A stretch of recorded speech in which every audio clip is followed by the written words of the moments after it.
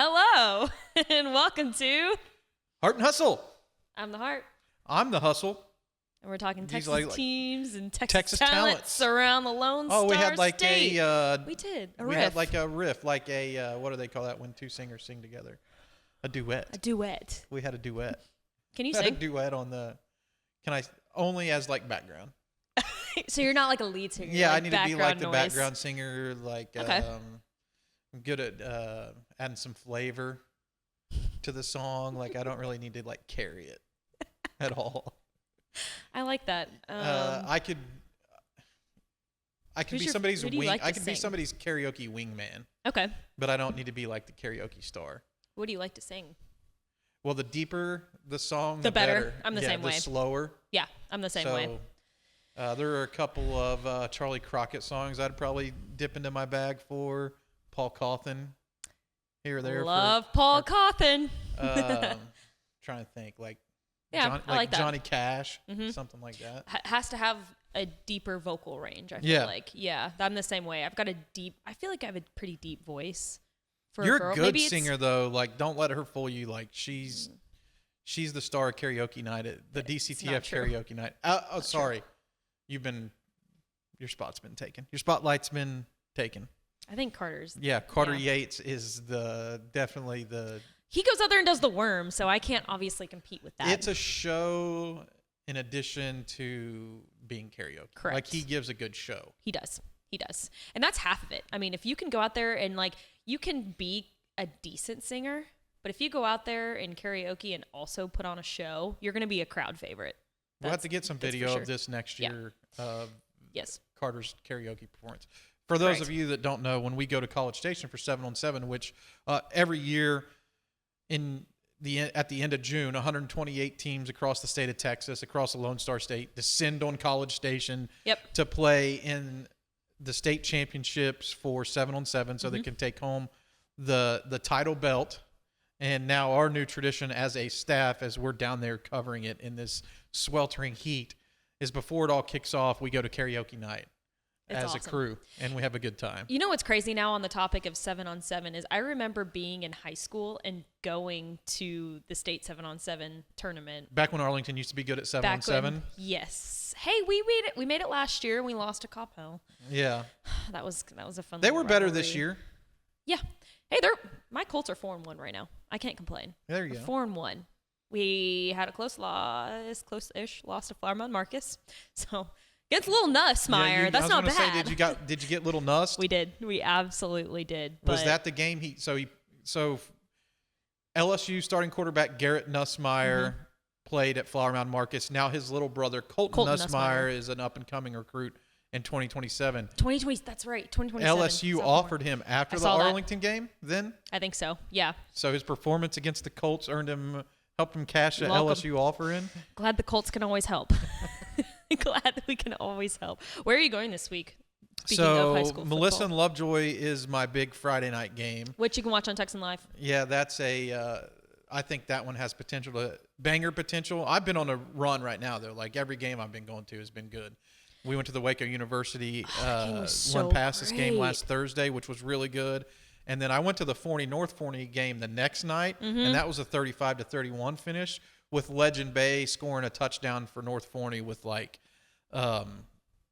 just over a minute left, or around 2 minutes left, and Forney couldn't answer that call so late in the game, too far to drive, but it was a great game. It did make me nervous about this week's Hart and Hustle, though, because I have North Forney in my head, because I just published an article about the talent that's coming out at North Forney. But today, here at Hart and Hustle, we're talking about that's North Crowley. That's a North Crowley logo up here alongside TCU. So I'm afraid I'm going to say North Forney I'll keep when it on I'm track. supposed to That's say North Crowley. And I never notice I make these mistakes until after we get back. I know. Until you watch it again and you're like, oh, man, I said the kid's name wrong, or, Well, sometimes I say something wrong and they notice it. And they notice it more before I do. And that's so I'm sorry if I ever butcher anybody's name or say the wrong height and weight. We have no notes. We do this show noteless. Yeah, we literally don't have a single note. This is all off of our memory. We're talking about all these programs and recruits because we love to do it, and it's like something that we take pride in. I don't know. That's not really the right way to say it. Take pride. Well, this is just like in our wheelhouse. We like to talk about. We're bringing this to you because we like to talk about it. Yeah, it's kind of like our side project. I mean, like this is definitely not something that I do every single day. I don't cover recruiting every single day. You know, I do. You do, right? But you. But I'm not podcasting You're every day. not podcasting every day. You know, like I do more podcasting, so we kind of combined the two and do this as our little side project because it's so much fun. Yeah, and we get to talk about Texas teams and Texas talents. That's like my thing. Like I want to make sure that we know that we're telling the people that this is for Texas. Yes. We feel like we get to shine the spotlight not only on colleges, but tie it in to some of our best Texas high school football programs. Right. And those are the programs that feed these colleges. Absolutely. And some schools recruit out of state, but by and large, all the teams that we're talking about, they're recruiting within the state. Yeah, their rosters are mostly Texan. Right. Which is kind of ties into what we're talking about today, the TCU Horned Frogs and the North Crowley Panthers. And you told me this week for episode 7 already, which is crazy. Episode 7, that we're going to be talking about TCU, right? And I didn't ask you about the high school team that we're going to be talking about, but it only makes sense that we're pairing TCU with North Crowley because, 1, location, 2, North Crowley is basically a pipeline for TCU. I didn't know their color scheme was so close either. It really is. When you put it up there next to each other, like it's pretty close. I always considered North Crowley as it's more blue. Yeah. But it is a purple blue, really, when you see it on the graphic. Because these are unaltered graphics. Like this is their actual color schemes for both schools. North Crowley actually kind of resembles TCU's color scheme a little bit. I just never thought of it. I never really noticed that either. Or anything. I never really noticed that either. Just the graphic looks like that, I guess. Yeah. But their jerseys don't really come off. No, they don't. TCU. They come out as more of like a Dave Campbell's blue. You know, like royal, maybe even a dark royal blue. But I never really got to notice that until you put up on this graphic. But one of our newest Dave Campbell's Texan Live schools, and you can watch most of their games on TexanLive.com, which is super exciting. TCU's done a really good job of recruiting that school. It seems like Sonny Dykes got the job, the head coaching position in Fort Worth at basically the same time that North Crowley's ascension was taken off underneath of Ray Gates. Mm-hmm. And it's just been fun to watch. Like I did a story last Friday, that broke down the top 5 Texas high school football powerhouses in the state. Well, little bit of a spoiler, North Crowley wasn't on there. Mm-hmm. And that's because they haven't. So what I did to like make this article was I looked back to 2019 and I took a combination of how many FBS level prospects the school had and how many DCTF Hot 100 members that school had from 2019 to 2025.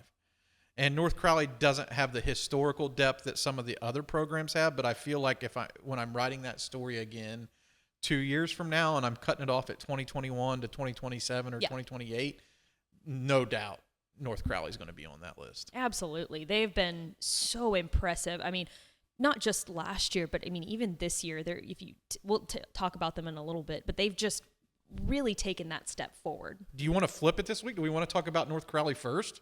Yeah. We're already on. Let's talk about it. We're already doing it. And a large part of that is because of this insane class that they have. Not even just 2025. I mean, 2026, 2027. I mean, let's start it on the offensive side of the ball. We can start with quarterback Chris Jimerson, who was one time a TCU commit, but wanted to play wide receiver. Or he wanted to play he wanted to play quarterback, but he was going to be playing wide receiver at TCU. So he ended up decommitting from TCU and is now at UNT. But this dude is so much fun to watch, and he's a threat with his arm and even his legs. Yeah, no doubt. And he's like one of those guys too who's very consistent. Yes. Like you really know what you're going to get out of Chris Jimerson every Friday night. Correct. Like he's really not going to ride. Like he's going to have some games where he pops off, no doubt about it, because he's such a dynamic runner. I feel like there could be at any point in a game where he can pull the ball down and score a 75-yard touchdown, and that can throw his stats up into like the upper echelon or the upper stratosphere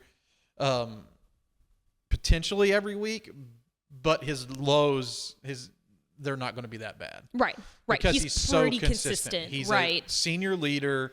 You can depend upon him to have a high completion percentage and really make his reads correctly. Like he's not like a guy that just wants to pull the ball down and run. Even though he is a dynamic runner, he'll go through his progressions before he decides that and really gouge you through the air. Like he's got pretty pinpoint accuracy and just a fun high school football player to watch. And I'm excited to see him at North Texas and what he can do in that offense there, because he's going to be a whole lot of fun to watch if he gets his opportunity to play on Saturdays. And one of his favorite targets, I guess, this year is wide receiver Quentin Gibson. Q for six. Kind of currently having his breakout year, his senior season. Picked up 15 total offers in September. It's freaking crazy.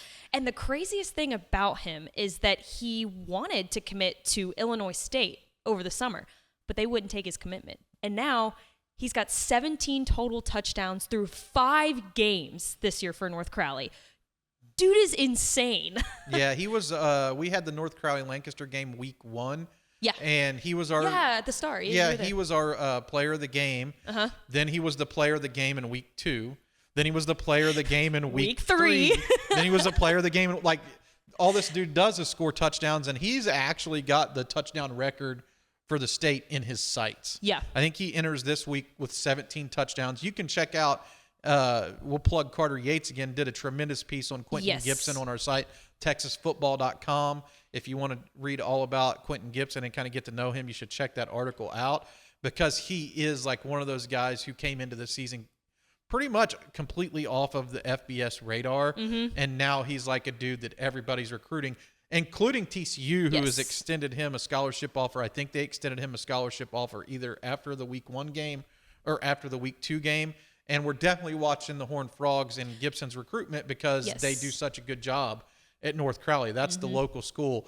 It'd be interesting to see what happens there. Can TCU fend off some of these other programs that are trying to like come in and get Gibson to sway off of thinking potentially maybe about staying in state, like a Colorado and Deion Sanders, who just like those are his most recent offer. I don't know if they were like factored in enough to be like in his top 2 or whatever.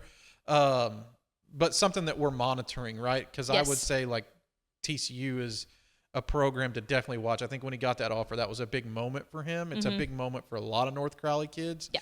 And so I'm really watching the Frogs in that, but can one of these other offers sway him, or is there another national offer out there that could be on the precipice of offering him that could have sway? Right. Well, and sticking with the offensive side of the ball here, running back Cornelius Warren, very, very impressive. Currently a UNLV commit, but he just picked up an offer from put him on Oregon. Flip Watch. Put him on Flip Watch. I think he's awesome.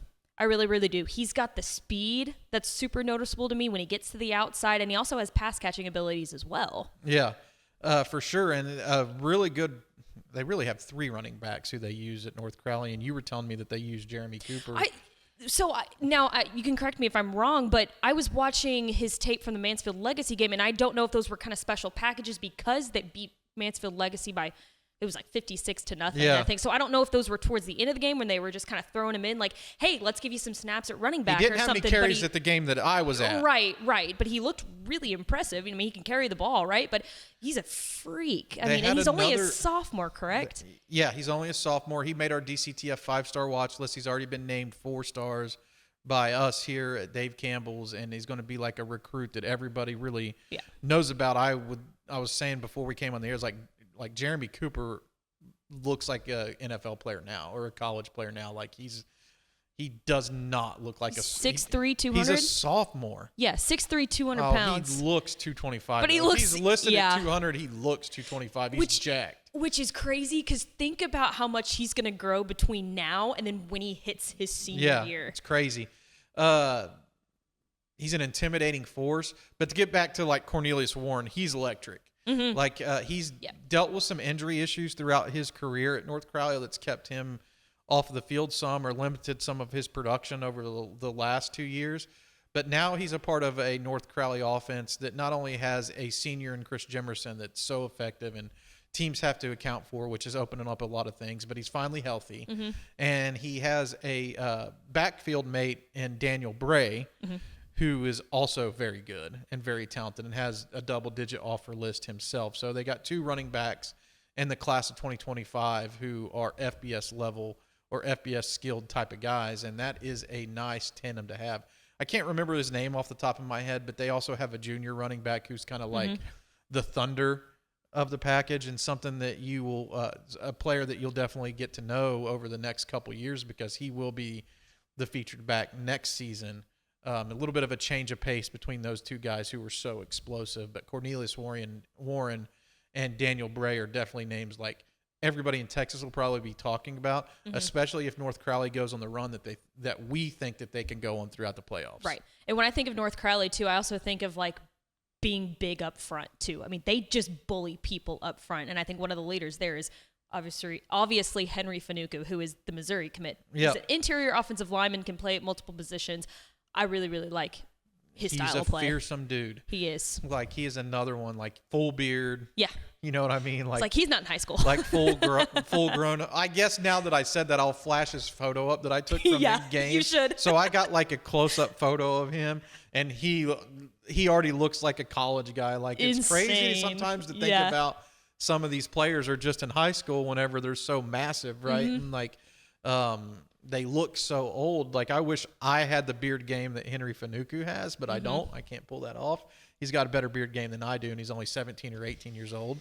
And then on the line with Fenuku is John Turntine III, 2026 player. I believe one of the recruiting services already has Turntine rated as the #1 prospect in the state.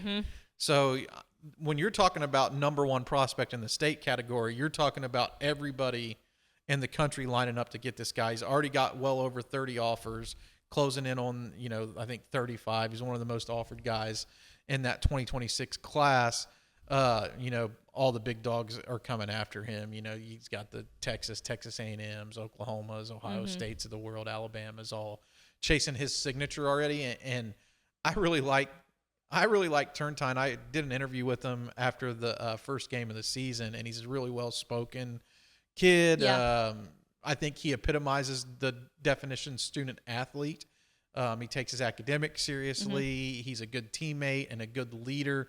And all these things that you say about him shines through on the field, where he plays under control. He plays disciplined. He understands his assignments. He's technique sound. So he's not only like, 6'4", 6'5", 275 pounds. He's also like disciplined. Right. And I love that about his game. Right. It just feels like, I don't know if you feel this way, but I don't think they have a weak spot, North Crowley as a whole.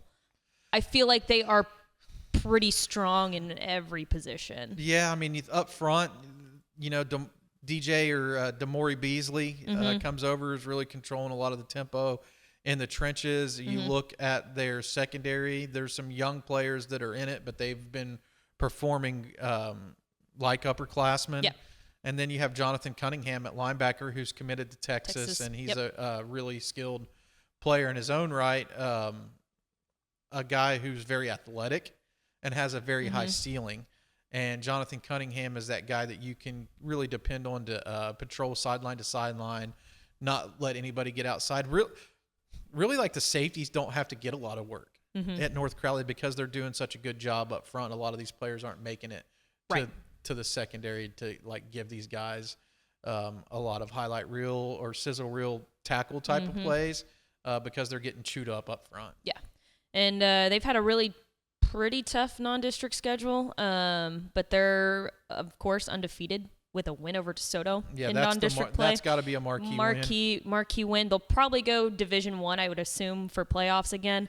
But I think this North is a Crowley team pretty much has to go Division I out of that district, I think. Yeah, I think you're right. That's a Matt Stepp question. I can kind of get into the weeds of some of the technicalities of who's going D1 or not, but I think North Crowley's always pretty much a lock to go D1. Right. And then after losing in the state semifinals last year to Duncanville, I think that this is a team that's got their sights set on getting to AT&T Stadium this year. TCU now. TCU, let's stay in Fort Worth. I guess is Crowley considered Fort Worth? I'm going to count it. Okay. It's really close. I know it's its own separate town, but it's like, it's kind of one of those things where, like, there's a sub town in Arlington called Pantego. So it's like, is that really Arlington still? I feel like it's kind of the same thing, But anyways, I'm going to consider Crowley as their own separate city, but it is very close to Fort Worth. Close to Fort Worth, where the TCU Horned Frogs reside. And this is a really interesting 2025 class. We talked about it before. They've got a couple of marquee names, which we'll talk about here soon, but I feel like there's a lot of sleepers in this class as well. Same. Let's talk about the defensive side of the ball first, because the top 2 commits in the class of 2025 for the Horned Frogs are defensive players from Texas, and that's Summer Creek edge rusher Chad Woodfork, which you talked about on Recruiting Corner. Yep. He's awesome. He's a really good player. Another one of these guys who, to me, epitomizes the term edge rusher. Mm-hmm. Like, he has that look about he's him. He's quick off the line, But his arms are super long. Yeah. And he's able to just seem like he just reach out and grab a ball carrier and pull him down from like a distance. They don't even know he's coming. No. Same thing that allows him to get after the quarterback consistently. He's got a really good get off. He played through some injuries last year to lead Summer Creek to the a state championship appearance, where they got wrecked by DeSoto, by the way, in the state championship. But that being said, Woodfork's best football days to me are still in front of him, because he's a guy who has a high ceiling for development. He has all the tools that you look for in a bona fide potential Sunday edge rusher. I think he needs to add some size. I'm not going to name names, but there was one P4 head coach that was super disappointed that he committed to TCU. Yeah. And the word that they used to describe Woodfork was beast. Yeah. And that's a coach that he wasn't going to play for. So he was real upset. The real deal. Yeah, so he's the real deal, and that was a huge commitment for TCU. Who was the other defender that's at the top of their... Well, can I make one point first? Yeah, sure. And we kind of talked about Summer Creek a little bit on WTF today, because Summer Creek is playing Atascocita this week, and so that's one of our spotlight games. He's a big reason, too, that Summer Creek has pitched 5 shutouts this year. They have not allowed a single point to be scored this entire season. So they get blown out by DeSoto in the state championship game, and then they go, okay, we're not going to allow a single point for 5 weeks straight. And then they do that. And then their offense is putting up, their offense is putting up insane numbers, too. But, Chad Woodfork, a big reason for that. They lost a lot of talent off of last year's team, too. Yeah, right. So, they lost one of the best linebackers in the state off of that squad. They lost a couple of really talented defensive backs. So now they're hanging their hat on the pressure that Woodfork can put on the other team. Yeah. And anytime you're playing at the 6A level in Texas, and the teams that Summer Creek is playing, that Atascocita game is going to be a war. I'm so excited. Another and joint that comes that in you can watch on Texan Live. Correct. And that comes in a week 6 where it's a very light week, because this is a big bye week. This is probably the biggest bye week of the entire Texas high school football season. So we got a couple of bangers. Is that the battle for Humble this week, I guess? Yeah. Really? Yeah, I think so. That's a 23-6A is ridiculous district. But anyways, the other defender that you were talking about, we can talk about Micah Strickland. Brownsboro. Yeah. Yeah. Is he considered like a corner? Like he's going to play corner, you think, at TCU? Really can't. I would be a proponent of just saying these guys are defensive backs. Defensive back. Okay. Because I like you that. really, back in the day, if you had good coverage skills, one-on-one man coverage skills, yes, you were rated as a corner. Corner, exactly. Well, now you have to have those same coverage skills to be a safety. So these guys are really interchangeable a lot of the times to me. I think one of the things that you want to check off is, can they run? Mm-hmm. Check. Mm-hmm. Can they lock down bigger bodied wideouts? Check. And are they competitive? And check. Doesn't he also play in all 3 phases of the game? He's gotten snaps at all 3 phases. Yeah, and he's a multi-sport athlete at Brownsboro as well. So he does a little bit of everything. Yeah. Really long arms. I haven't got a chance to watch them play in person, but I did get a chance to watch him compete at the Under Armour camp in Dallas, and he was one of the best defensive backs there, regardless of class or whatever. He was really good. Yeah, he's got to be. He's a 4. He's 2 and has him rated as a 4-star, and he's especially when we talked about East Texas and the Piney Woods, definitely the best. Defensive back that there is out there, probably one of the best in the state, I'd say. And they signed his teammate last year, Jakyle Baker, who's a wide receiver from Brownsboro that's on TCU's roster now. So there's a little bit of a connection there. Okay. Well, now that we talked about the defense, let's switch it over to the offensive side of the ball. We're going to talk about Columbus quarterback Adam I knew this is where you were going. Schobel. Man, I wrote a story about him in the magazine this year. Nice. I can't not talk about Adam Schobel. It was a well done story, by the way. Thanks. The 3A cover boy for the summer edition of the magazine. But so TCU lost a commitment from Ty Hawkins. Yes. Who flipped to SMU. Mm-hmm. It was a huge blow. But how about having an Adam Schobel in your back pocket? That's pretty nice. That's pretty nice. Now, I think this was kind of, I don't know. I got to interview, obviously, Adam, and then I got to interview his dad, Coach Schobel, as well, who's the head coach at Columbus.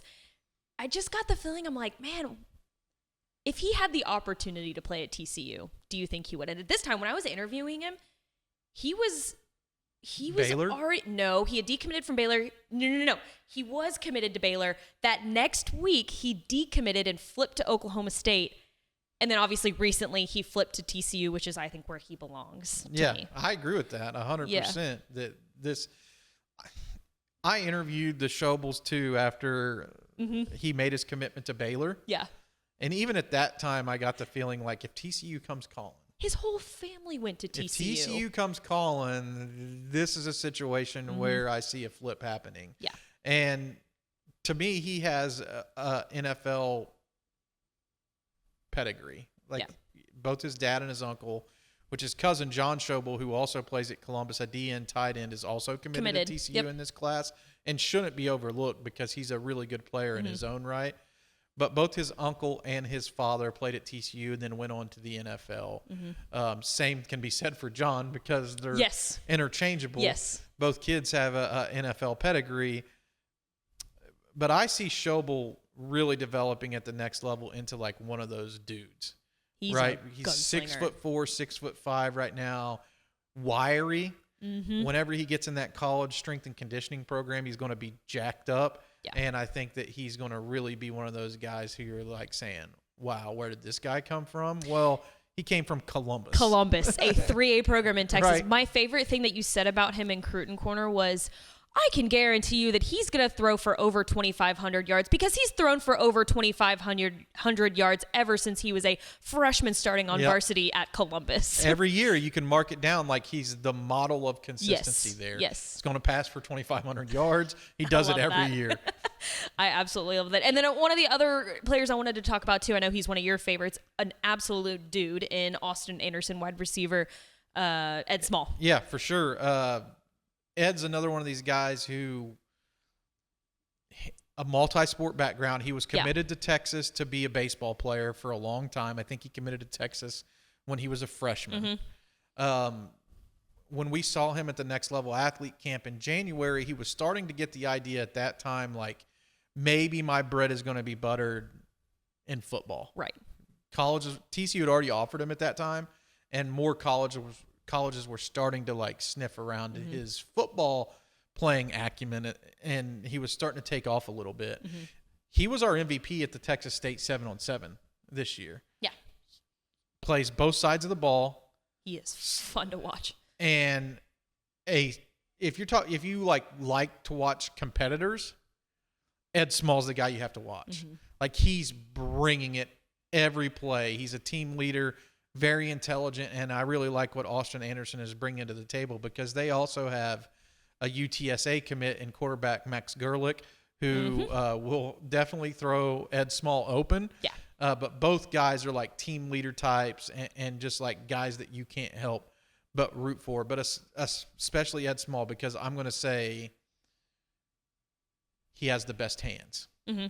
Right? Corian Moore could listen to this and like put his name in the argument. Khalik Lockett can put his name in the argument. Like, they're freak show wide receivers at the top of everybody's rankings list who are tremendous pass catchers. But if I just had to say, here's one attribute that I have to give the mark to somebody else who has the strongest hands in the state. Strongest hands, Ed Small. I love it. So he catches everything in his direction. And he's not very small, so his last name is he's counter. He's jacked. He's giant. I know, exactly. Well, before we stop talking about TCU and close out Hart and Hustle for the week, I know there's a couple of sleepers, and I don't even want to say sleepers. I just want to say maybe under the radar type guys talent who don't committed get in the talked class. about enough. Guys that don't get talked about enough in the class of 2025 for TCU. Julius Sims at White House. He's a guy who really catches my attention or commands my attention. I think that he was a guy that was crept up to my radar a little bit later than some of the other prospects in this class, and maybe for some colleges too. A versatile defender who could probably move up and play in the box, but could also remain at safety. I really like what he's bringing to the table as well. That's the guy that really jumps out to me. Are there some of the names that you felt like that we should talk about more specifically, or is there somebody that you think that we should break down? Who's like a Bernie sleeper? Oh, Logan Schram. Yeah, I was like, there's one on that list that I want to talk about, and it's the Logan Schram at Bernie. 2 years ago we got to see him in the state championship game, and he's a road grader. He was one of those who was like in the initial top 50, so he was a 4-star for a minute, and he's like in that 60, 65 range right now. But I wouldn't like argue with anybody who told me he was a 4-star. What I like about him is he's mean. And I love my offensive linemen to be mean. Like you can no one can sack the quarterback if they're being pancaked. No. Right? So if you're pancaking somebody, if you're following through with your blocks and they can't get to the quarterback. No. They can't make a tackle. No. So that's like what he hangs his hat on is his pancake ability, and he gets plenty of them. Out there smash what some of these offensive linemen like to say, out smashing roaches. So he's out there smashing roaches all game long, racking up pancakes, and I like that about Logan Schram at Bernie. I for love sure. that. Good call. That was a good call. Really, really strong 2025 class. I think this is definitely a TCU type class, and I really, really like it. And they've got they get to participate in Friday Night Lights this week as they play Houston on Friday night at like 6:30. So that'll be an interesting game. It's interesting. It'll be interesting because Houston has been like on a roller coaster ride this season. They're strained, more downs than ups. Yeah. So far, but TCU has also been on an interesting roller coaster ride. This year as well. I know that they were riding a pretty big low coming off of that loss to SMU, but they bounced back against Kansas last week. And in today's game, one loss doesn't really mean anything. Well, now we're in a 12-team playoff. I mean, it means a little bit less than the 14. Now I'll be interested to see how many Big 12 teams actually get into that 12-team playoff. But I know one's going to make it, and that one is still to be determined. And one loss doesn't eliminate you. No. And the one loss that they do have wasn't to an in-conference foe. So I mean, they're still right squarely in the mix for a national championship hunt, which Coach Dykes has had them on that stage before. And I actually feel like that SMU loss has motivated some people within that program and the way it happened. And I think that you're going to see TCU continue to become better week over week. Of course, former Rockwall Heath quarterback Josh Hoover running the show over there. Josh Hoover. Yep, that's very true. And then a team that is not slowing down is North Crowley. They're going to probably roll through district play. They close out the year with Crowley, I believe, which I'll be interested to see that game, which will be on Texan Live because they're both of our Texan Live That'll be a fun game. I think that game could come down. I saw Crowley versus North Shore. They gave North Shore all they could handle in that game. Now, they had a couple losses after that, I think, which were disappointing. But Crowley scored 63 last week. So the offense is right back on track where they need to be. And that's going to be like the showdown for Crowley ISD this year is going to feature two really good quarterbacks in Caleb Williams and Chris Jimerson. He's fun to watch, too. Two awesome receivers in Quentin Gibson and Tay Ellis on the Crowley side. Like, this is going to be a fun game, high-flying game, I think. We're going to be tuned into that one, and we'll keep all the viewers of Hart Hustle. I wish it was this week, but we got to wait. You can watch all these games on TexanLive.com, by the way. We have over 60 games that we broadcast every single week, some of the top Texas high school football teams in the state. So we're not only talking about, like, colleges and recruits, we also have the action that you're craving every Friday night. So if you want to tap in to some of these players, especially if you want to watch the up-and-coming talent at North Crowley, you can really do it every single week here on Dave Campbell's Texas Football and TexanLive.com. He's Greg Powers. He's the director of recruiting at Dave Campbell's Texas Football. Sometimes a color commentator extraordinaire. Maybe we'll see you hop on air at some point. Maybe I'll jump on that Love Joy Melissa game this week. We'll see. You can find all of his work at texasfootball.com/recruiting. Powers, let's do it again next Thursday. Appreciate it, Mal.